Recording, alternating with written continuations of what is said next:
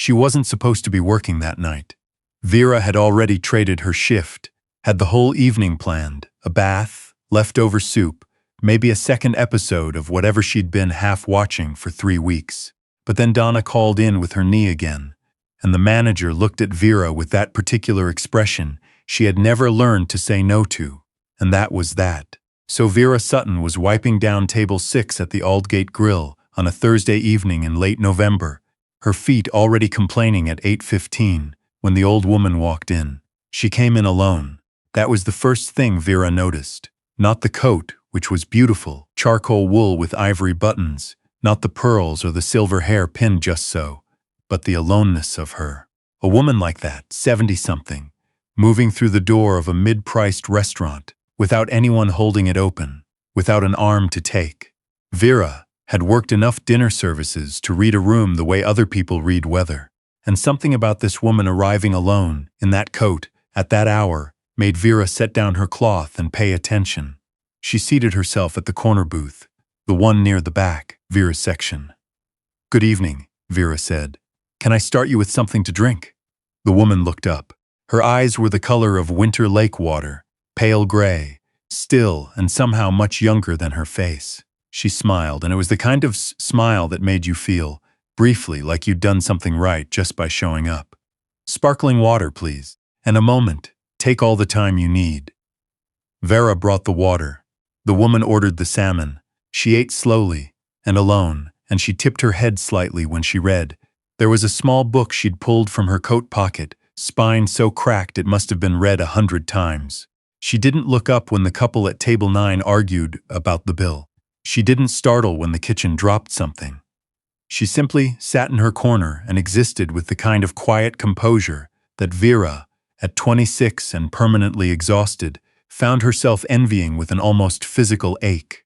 Later, Vera would replay this moment, the ordinary of it. The woman with her cracked paperback and her sparkling water and her salmon, and Vera refilling the glass without being asked, and the woman glancing up to say thank you in a way that meant it. If she had not traded that shift, if she had said no to the manager's look, if she had been anywhere else in the restaurant when the door opened at 9:47 p.m. and the night changed. 2 men came in fast. That was wrong immediately. Not the pace of people late for a reservation, but something tighter, more directional. Vera was carrying a tray of dessert menus, and she felt it before she understood it, some animal frequency that lifted the hair on her forearms. The men were wearing dark jackets. One had his hand inside his jacket. The other was already scanning the room. Their eyes found the corner booth. Vera didn't think. She told the detective this 4 separate times in the hospital, later, and each time it sounded less believable and more true. She didn't think. She was already moving. The tray hit the floor somewhere behind her. She crossed the distance between table 6 and the corner booth in what felt like 2 steps and no time at all, and she put herself between the old woman and the men, and then the world became very loud and very bright and very wrong, and then it became nothing at all. 3 shots. She took 3 shots meant for a woman she had met 90 minutes ago, whose name she did not yet know, whose cracked paperback was now lying open on the floor of the Aldgate Grill, with pages splayed like a wounded bird. Before we go any further, if you're new here, welcome to Ella's Romance Library. Hit that subscribe button and stay close, because this story is one you need to hear all the way to the end. I promise you, it gets so much better, and so much more complicated. The woman's name was Eleanor Ashworth. Vera didn't learn this immediately. She learned it in pieces. The way you learn most things when you're in and out of consciousness in a hospital bed with 2 nurses whose names you keep forgetting and a pain in your side that exists on a frequency you previously didn't know the human body could receive. Eleanor Ashworth, 73 years old, born in Halifax, lived most of her adult life between Toronto and Vancouver, and for the last 11 years, in a house in Forest Hill that had a garden, Eleanor tended herself because she said it kept her honest. Eleanor Ashworth, whose son had been, for the better part of 2 decades, the most feared man in organized crime west of Montreal. His name was Declan Ashworth, and he was standing at the foot of Vera's hospital bed at 3 in the morning when she opened her eyes for the first time since the restaurant. She registered him the way you register large weather, not as a collection of details, but as a single overwhelming atmospheric fact. He was tall and dark-haired, and he was wearing a suit that probably cost more than 3 months of Vera's rent, and he had the kind of face that looked like it had been still for a very long time. Not cold, exactly. More like a lake that had frozen so many winters in a row that it had simply stopped expecting to thaw. He was looking at her like she was a problem he had not anticipated and did not entirely know what to do with. "You're awake," he said. "Apparently," Vera said. Her voice came out wrong, dry and thin like paper. He moved to the side of the bed. She noticed he moved quietly for someone his size. He pulled the chair closer without scraping it and sat down, and for a moment he just looked at her, and she looked back, and the monitors beeped their small, indifferent beeps. "My mother is alive," he said. "Because of you." Vera tried to swallow. "How is she?" Something shifted in his face. "Not much, just enough. She spent the night at St. Michael's. Observation. She's home now. She's fine." He paused. "She's been asking about you every 2 hours since they let her leave. That's very kind of her." "She's not kind," Declan Ashworth said, and it didn't sound like an insult. "She's accurate. There's a difference." Vera almost laughed. It pulled at something in her side and she stopped. He watched her, and something in the stillness of his watching made her feel, despite everything, the pain, the fluorescent lights, the tubes in her arm, oddly, unreasonably safe. 3 days later, Eleanor came. She came in the afternoon, when the light through the hospital window was doing its best impression of warmth, and she sat in the same chair her son had sat in, and she put her hands on Vera's hands, and she said nothing for a full minute, just held them, like she was taking a reading. Then, "You didn't know who I was." "No," Vera said. "You didn't know what you were walking into." "No." Eleanor was quiet again. Then she said, very simply, "Then it was the purest thing I've ever seen." Vera didn't know what to do with that. She looked at the ceiling. "You could have done nothing," Eleanor said. "Most people would have done nothing. Most people are not wrong to do nothing." She paused. "But you moved." "I didn't think about it." "I know. That's exactly what I mean." Eleanor squeezed her hands once, then let them go. She settled back in the chair with the same composure she'd had in the restaurant, the same quality of stillness. "My son would like to speak with you. When you're ready. I'm not going anywhere." "No." The ghost of a smile. "You're not." What Vera did not know, what she was not yet in any position to know, was what was happening in other rooms, other buildings, on the other side of the city, in the hours and days after the shooting. Declan Ashworth had not slept. He'd been in Montreal when it happened, a meeting that, in retrospect, had run very long, which he was now examining from every angle with the cold precision of a man who survived by noticing patterns. The call had come at 10:02. He'd been at the airport at 10:40 and on the ground in Toronto by midnight.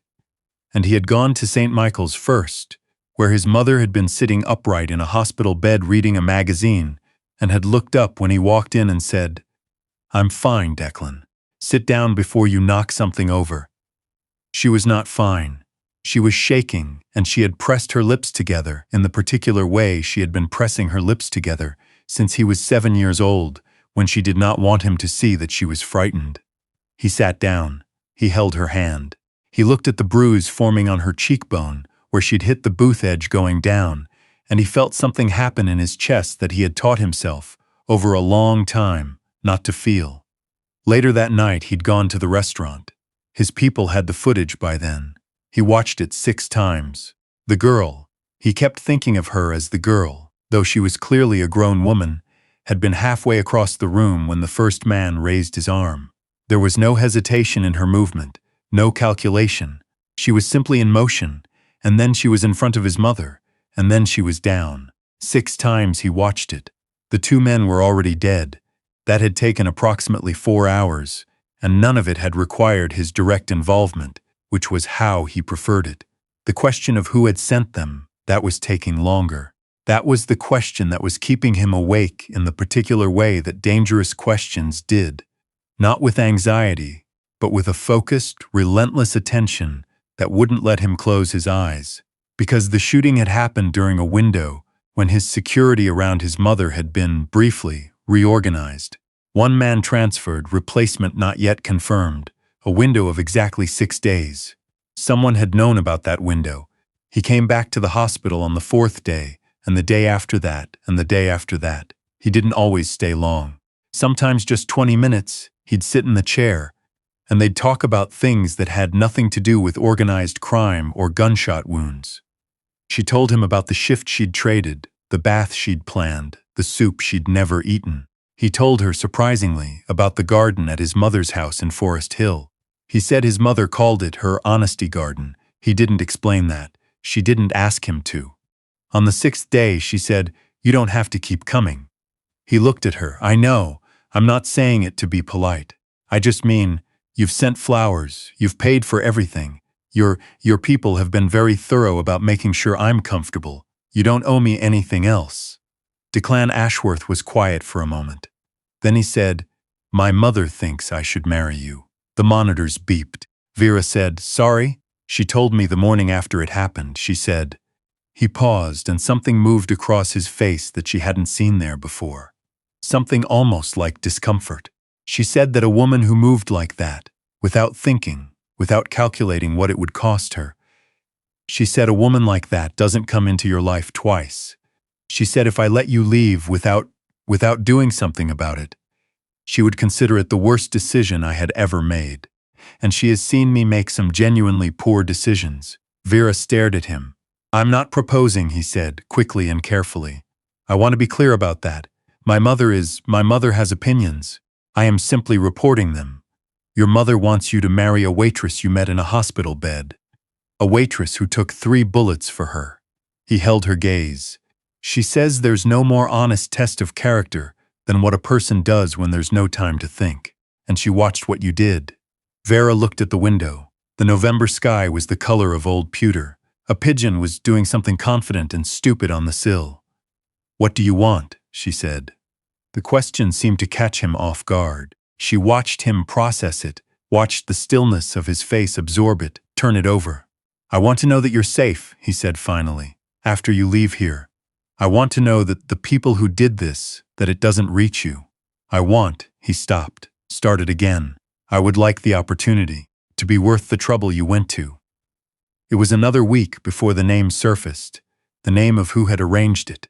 Declan's second in command, a man named Ferris Holbrook, 12 years, the longest tenure of anyone on Declan's inner circle, had been quietly, carefully, over a period of about 8 months negotiating his own exit, not from the organization, from under Declan.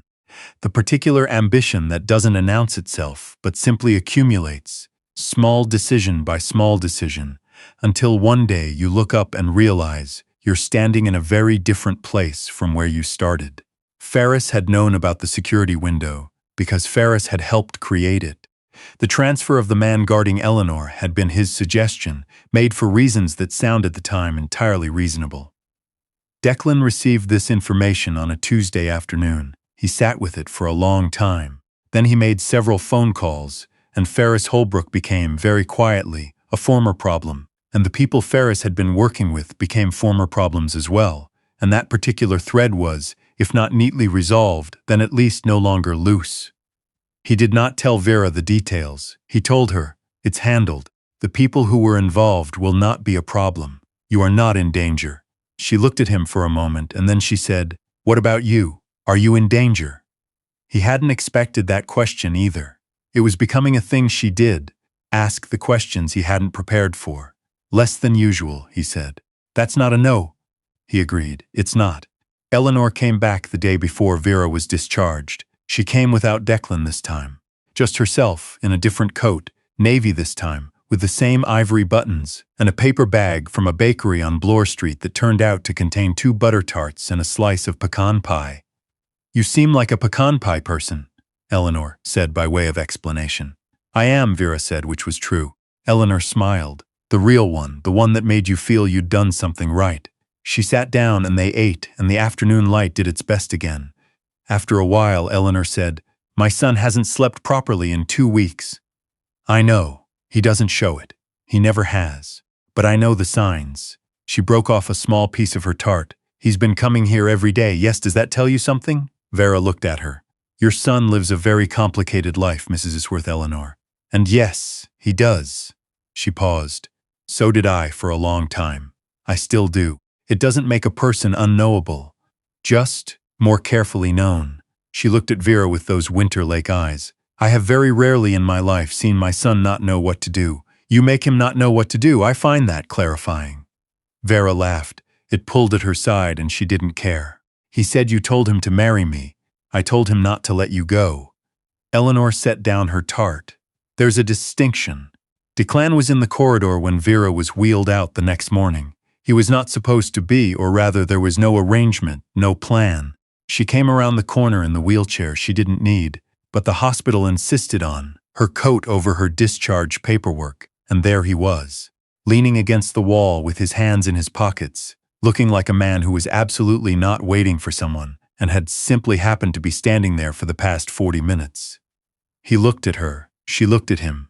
You didn't have to, she started. I know, he said. He reached out and took the bag from her hand, the one with the spare clothes and the toiletries and the pecan pie Eleanor had left, because she said Vera should have it for home. He didn't ask. He just took it. They walked out into the November cold, and his car was at the curb, and she thought, this is the most complicated door I have ever walked through. And then she thought, but I walked through it. Not because she had calculated the odds. Not because she had weighed it carefully and found it reasonable. Because she moved, the way she always moved, without thinking, toward the thing that felt, against all evidence, like the right direction. He opened the car door. She got in.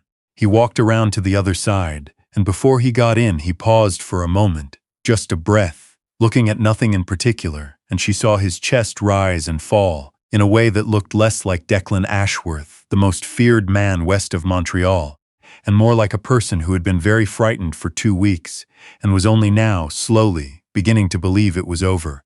He got in. He didn't start the car immediately. My mother, he said, would like you to come for dinner on Sunday. She says she knows you won't say no because you're too polite. I told her that was manipulation. She told me to stop being dramatic. Sunday works, Vera said. He looked at her sideways. The corner of his mouth did something that was almost a smile. She's going to love you, he said. She already does. She's just waiting to do it properly. He started the car. Outside, Toronto moved past the windows in its ordinary way. Streetcars, coffee shops, people with their collars up against the cold, the city just being itself, unaware. Vera watched it go by and felt something settle in her chest. Not certainty. Something better than certainty, actually. The particular quiet of having moved when it mattered, and landed somewhere you hadn't planned, and finding, against all reasonable expectation, that it was solid ground.